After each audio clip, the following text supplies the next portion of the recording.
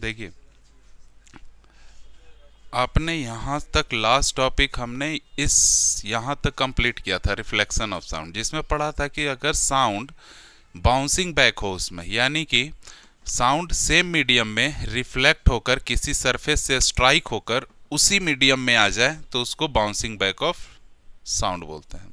यहाँ पे मैंने समझाया था आपको कि ये साउंड है, ये सरफेस है, यहाँ से साउंड इंसिडेंट हो रही है और यहाँ पे रिफ्लेक्ट हो रही है, ठीक है। यानी ये मीडियम एक है, कोई एक मीडियम है, एयर मान लो, एयर मीडियम में साउंड आया, यहाँ पे टकराया और रिफ्लेक्ट हो गया, तो यानी ये लाइट की तरह है। तो laws of reflection of sound follows the laws of reflection of light. तो इसी वजह से साउंड की जो रिफ्लेक्शन है वो फॉलो करती है laws of reflection of sound को, ठीक है। यानी कि लाइट और साउंड एक दूसरे की ही तरह हैं रूल में, अगर देखें तो लॉज ऑफ रिफ्लेक्शन में। पहला law of reflection of sound ये बोलता है, जैसे लाइट में क्या बोलता था कि angle of incidence of light और angle of reflection of light दोनों क्या होते हैं, सेम होते हैं। तो यहाँ पे भी ऐसा बोला जा रहा है कि तो एंगल ऑफ इंसिडेंस ऑफ जो साउंड वेव है वो हमेशा इक्वल होगा the angle of reflection of sound wave के। यानी कि जो साउंड वेव इंसिडेंस हो रहा है ऐसे और ये जो रिफ्लेक्टेड हो रहा है, इनके बीच में ये एंगल जो बन रहा है ये हमेशा आपस में इक्वल होते हैं। तो मान के चलिए कि बीच में हमने एक परपेंडिकुलर डिस्टेंस डाला हुआ है जिसको नॉर्मल बोलते हैं, ये परपेंडिकुलर डिस्टेंस होता है इधर सरफेस पे, है ना।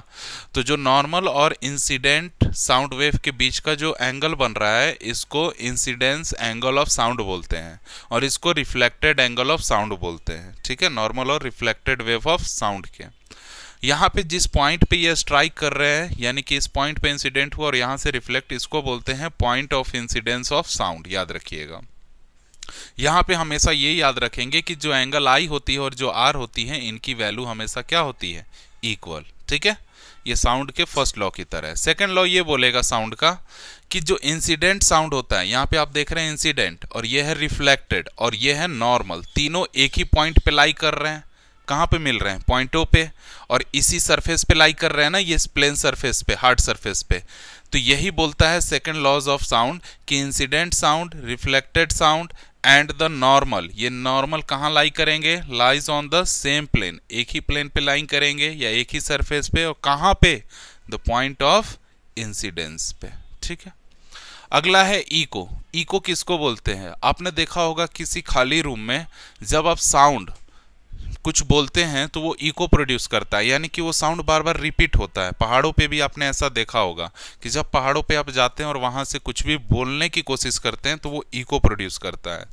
तो repetition of sound caused the reflection of sound, यानी कि रिपीटिशन ऑफ साउंड का कारण क्या है, रिफ्लेक्शन ऑफ साउंड है, ठीक है। इसी को इको बोलते हैं। अब हम जैसा कि जानते हैं कि इको के प्रोडक्शन में 0.1 सेकेंड का टाइम गैप होना चाहिए। अगर आपने अभी कुछ बोला और एक 0.1 सेकेंड बाद आपका जो इको प्रोड्यूस अगर होगा तो ही उसको इको बोलेंगे, वरना वो इको नहीं कहलाएगा। कहने का मतलब यह है कि हम इको तभी सुन पाएंगे जब हमारा टाइम गैप हो, किनके किनके बीच में, ओरिजिनल साउंड और इको साउंड, यानी कि जो आपने ऐसे बोला और एक इको प्रोड्यूस हुआ, ठीक है। तो आपका जो साउंड आपकी कानों में गया और जो इको का साउंड आपकी कानों में गया, इसके बीच में 0.1 सेकेंड का क्या होना चाहिए, गैप होना चाहिए। आगे बात समझ में, तभी इको का प्रोडक्शन कहलाता है, ठीक है।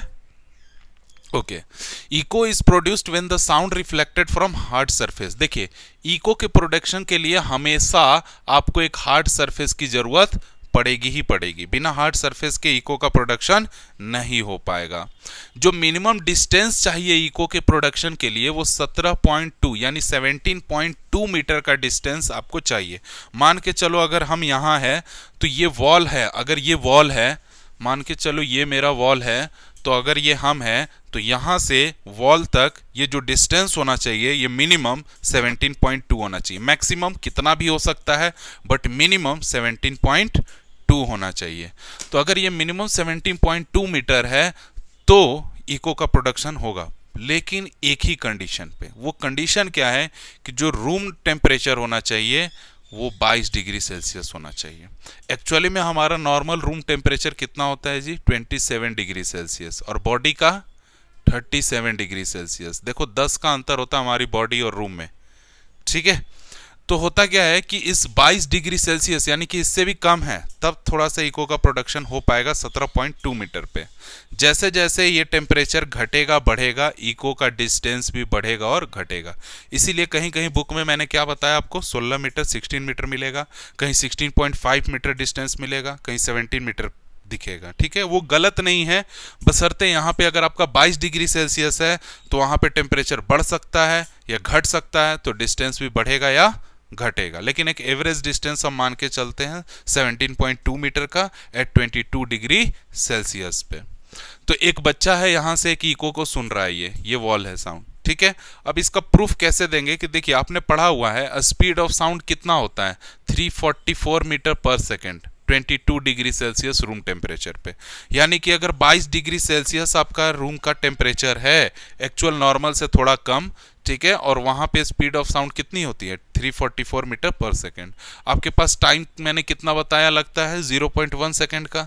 तो डिस्टेंस आप कैसे निकालोगे, टोटल डिस्टेंस बराबर speed into time, speed 344 into 0.1, 0.1 से इसको मल्टीप्लाई किया तो 334.4 मीटर आपका डिस्टेंस आ गया टोटल। ये डिस्टेंस कैसा है समझिएगा, यहां से यहां गया और यहां से यहां आया, यानी ये जाना और आना दोनों का डिस्टेंस है, जाना और आना दोनों का डिस्टेंस है ये।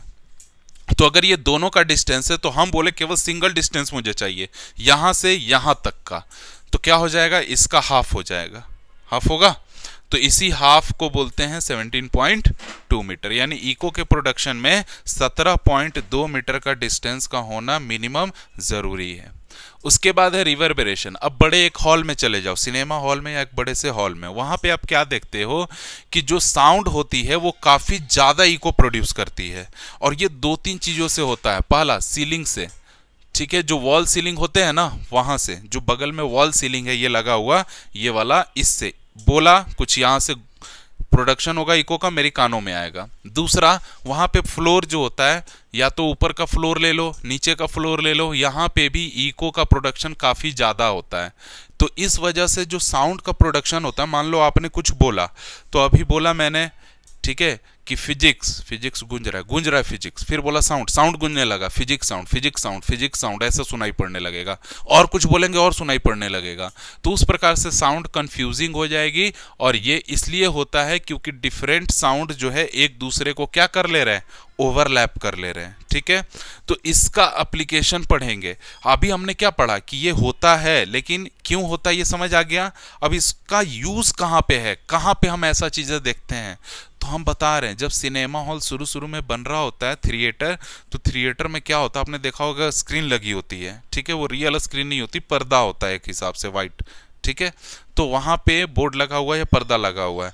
तो हॉल में जो साइड में सीलिंग वॉल होते हैं ऐसे, और ऊपर में और नीचे में, वहां पे फ्लोरिंग जो है आपने नीचे का देखा होगा, वो स्टेयर्स टाइप से किया जाता है, स्टेयर, सीढ़ी नुमा प्लेनिंग। तो वो इस वजह से किया जाता है, इको को रिड्यूस करने के लिए नहीं, वो हाँ इको का रिडक्शन तो है पार्ट, लेकिन इसको मध्य नजर रखकर किया जाता है कि पीछे बैठे हुए पर्सन को क्लियरली से स्क्रीन दिख पाए। ठीक है, इस वजह से वो सीढ़ी नुमा करते हैं।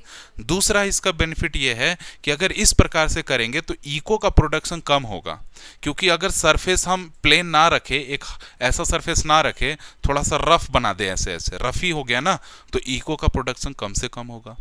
उसके बाद आपने देखा होगा जो वॉल्स होते हैं ना साइड में, वहां पे नॉइज कैंसिलेशन डिवाइस लगे होते हैं। यानी कि बोला जाए तो वॉल को ऐसे नहीं छोड़ा जाता है, इस पे कुछ आते हैं एक ऐसे पेपर्स, वॉल पेपर्स टाइप के, जिनको लगा दिया जाता है। ठीक है, या वॉल को ऐसे डेकोरेट किया जाता है कि साउंड अगर यहां से निकले तो वॉल उसको ऑब्जॉर्ब कर ले जल्दी से।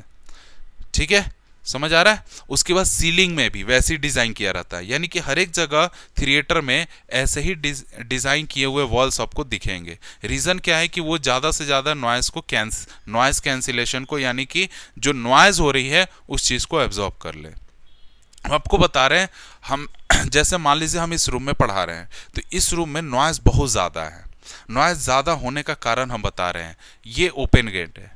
ठीक है, अगर हम यहाँ पे एक नॉइज कैंसिलेशन के लिए कुछ करें, ये वॉल्स पे कुछ स्टिकर्स का यूज कर लें, या ज्यादा से ज्यादा यहाँ पे सामान भर दे, पूरा भर दे, यहाँ पे ये रूम ही पूरा भर दे। ठीक है। तो यहाँ पे क्या होगा, नॉइस कैंसिलेशन बहुत अच्छा होगा, यानी कि बाहरी नॉइस जो होगा ये जो मटेरियल्स होते हैं उस नॉइस को ऑब्जॉर्व कर लेंगे। ठीक है, तो इसमें कम से कम नॉइज आएगा। ठीक है, जैसे कि अभी ये तोता बोल रहा है, पैरट ना, तो उसकी आवाज़ यहाँ पे आएगी। रीज़न क्या है, क्योंकि इसमें स्पेस बहुत ज़्यादा हो जा रहा है और हमने उतने सामान रखे नहीं है। ठीक है, या फिर हमने वैसे डिवाइसेस का यूज़ नहीं किया है जो नॉइस कैंसिल कर दे, यानी कि नॉइस को अपनी तरफ ऑब्जॉर्व कर ले। तो अगर ऐसा होगा तो केवल मेरी ही आवाज़ 100% इसमें रिकॉर्ड होगी। तो ये यूज़ होता है रिवर्बरेशन का कहीं भी। ठीक है, आप घर में नए घर में आप आते हो, कुछ बोलते हो, ठीक है, तो वहाँ पे आवाज़ काफ़ी गूंजती है ना, लेकिन जब आप सामान रख देते हो और अब बोलते हो तो आवाज़ कम गूंजती है। ठीक है, तो ये है रिवर्बरेशन। अब इसको कम कैसे कर सकते हैं, इसको कम करने के भी तरीके हैं। कैसे तरीके हैं जी, जैसा अभी मैंने आपको बताया कि ये सरफेस जो है स्मूथ बना दिया जाए, एक प्लेन ना रखा जाए, या तो इसको स्टेयर टाइप का बढ़ा दिया जाए, है ना, या कुछ रफ सरफेस डिजाइनिंग की जाए, या कुछ ऐसे मटेरियल्स डेकोरेट कर दे फ्लोरिंग पे जो साउंड को कम से कम क्या करे, रिफ्लेक्ट करे। दूसरा चीज़ कि सीलिंग और वॉल्स को ऐसे हम डिज़ाइन कर दे जो कि साउंड का रिडक्शन में हेल्प करे, यानी कि साउंड का जो रिवर्बरेशन हो रहा है उसको कम से कम रखे। ठीक है, तो आज हम लोग यहाँ तक पढ़ लेते हैं। इसके बाद जो हम टॉपिक पढ़ेंगे अभी, उसमें हम क्या पढ़ेंगे, अगला टॉपिक कि कैसे हम रिवर्बरेशन को कम करते हैं। ठीक है, समझ आया।